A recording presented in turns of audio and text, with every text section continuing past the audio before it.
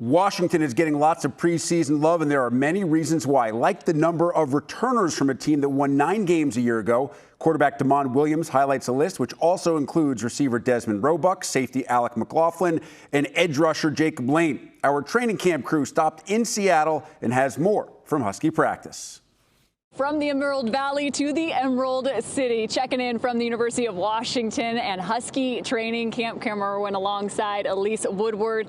Now that we've seen training camp take place, at least a day of practice, what did we learn?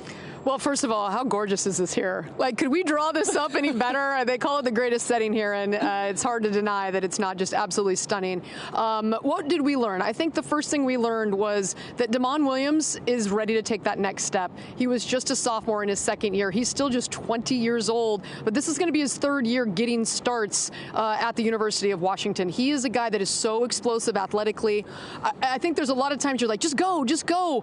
But he's such a capable passer, 69% completion percentage last year. So I think for this offense, they have the guy. He's stepped up his leadership now in year 2 as a full-time starter. And I think that we learned that he is ready to go from really good to elite.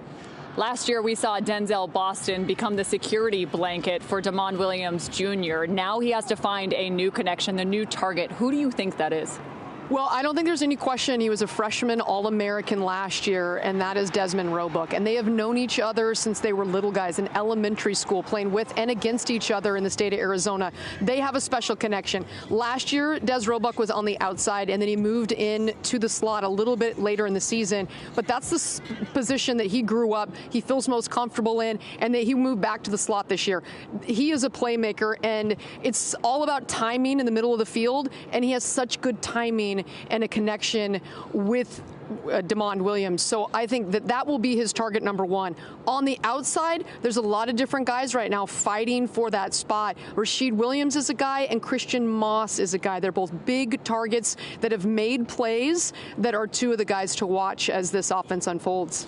A couple other guys to watch is the left side of that offensive line. 2 18-year-olds between the left tackle and the left guard. When you look at those 2 in terms of their chemistry, their connection, there's a lot to get caught up to speed. Yeah, both of these guys well over 300 pounds. Let's start with the true freshman left tackle. He came in, he was here with Washington all spring. He's a 5-star prospect, one of the most highly touted recruits in the Jedd Fisch era, and he's had a lot of them. This is the 13th ranked recruiting class in the nation coming in. But Cody Green at 6'6", 325 is most likely going to be your starting left tackle. Then right next to him at left guard is John Mills, who was only 18 years old. He played last year as a true freshman as a 17-year-old, and they're just growing him different in this day and age. I used to be linemen would take 2-3 years to develop and put on enough weight. These guys come in physically ready and really talented. And then you go across the line, they've got experience coming back and guys that have been connected for a while. So when Jedd Fisch took over in year 1, that was an area that was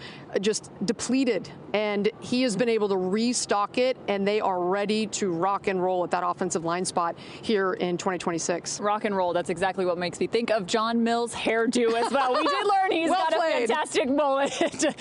When you think about Jedd Fisch as well, he's going to be calling plays from the sideline. It's a little bit of a different perspective. What's the connection like between him and Damon? Well, I think for Jedd Fisch, this is his 14th year as an offensive play caller. It's really what he leans into, and we know so often that when you're a head coach, you have responsibilities. You're like a CEO. You're not really in the grind a lot. Jedd Fisch wants to call plays. He wants to be that guy, and he has a connection with Damon Williams. And from the sideline last year, after every possession, he would sit down with the iPad and have the ability to get eye-to-eye and face-to-face with Damon and talk over what they saw in those plays, and the good plays and the bad plays. What is he seeing coverage-wise? Right there. That's a real strength. And so they're going to lean on, the box upstairs for formations, but this is something that Jedd Fisch has done, like I said, well over a decade, and something that he's really good at.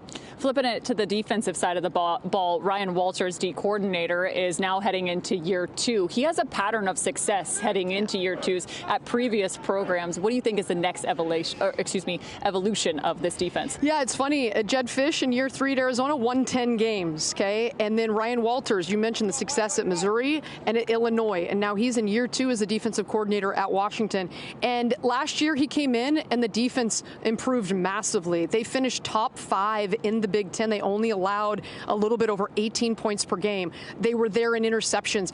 The one area for the defense that they want to improve upon to be, again, from good to elite is pressure. How do they create more turnovers? How do they get more sacks? They were 13th in the Big Ten last year in sacks. They return their leading sack man and Jacob Lane on the edge, and they've added some talent through the portal and through their recruits. So that is the one area that Ryan Walters said we have guys that are physically ready to do that at their positions. And then he also says he wants to be more aggressive as a play caller. It was containment, keeping guys out of the end zone last year, which they did at a very high level, and now it's that added piece of how do they create pressures with packages or with personnel. They feel good about that. Let's talk the personnel, because I think one of the greatest strengths of this Husky defense is their linebacking core. Yes. You have 4 guys that could potentially start on Sundays. How do you think they can go about utilizing them? Does the front change?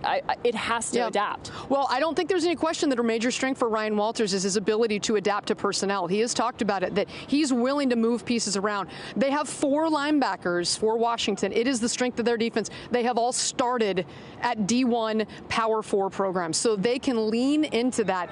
Buda Al-Uqda, who was a starter at Washington State for 3 years, he has 20 starts in his career. Jacob Manu, who was at Arizona, came here to Washington last year.